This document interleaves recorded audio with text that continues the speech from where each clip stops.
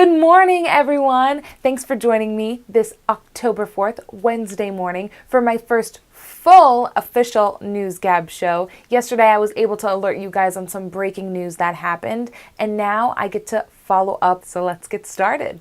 A huge and tragic story that started Sunday night into Monday morning is the shooting in Las Vegas. As of right now, all we really know is that a 64-year-old man, Stephen Paddock, was responsible for the shooting. There are a lot of unanswered questions. How was this guy allowed to enter a hotel with all of those weapons? How was one person able to kill so many people in a short amount of time? Right now, at least 58 people have died from this tragedy and over 500 are badly hurt. One thing that the FBI and the Las Vegas Police Department are still investigating is how was this guy able to use so many weapons at one time? There's some video footage out there that shows what a suite like the one that Paddock was staying in looks like. So he definitely had a lot of room to store these weapons, but how was he able to fire them off all at once? Automatic weaponry is still illegal throughout the United States. What's not illegal is bump fire stocks, or also known as slide fires. This is a piece of equipment that you can attach to multiple guns and with a little maneuvering can turn regular semi-automatic weapons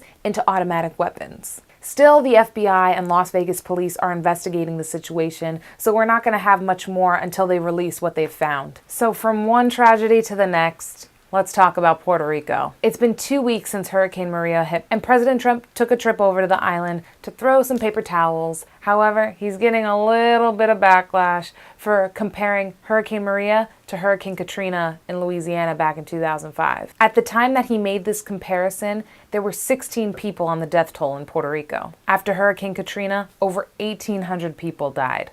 That is a really big difference.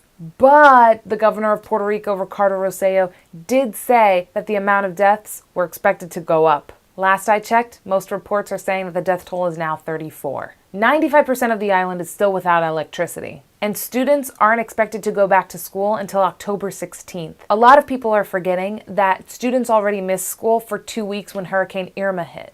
So if they don't start until after the 16th, they'll probably miss over a month of school. We really won't know what the exact death toll is until everything sort of gets back on its feet in Puerto Rico. All right, you called it. Let's talk about Russia. Facebook admitted on Monday that a Russian troll farm spent $100,000 on ads that could have reached American voters. So now we're figuring out that in a 2-year span, overlapping the election, these ads were able to target about 10 million people.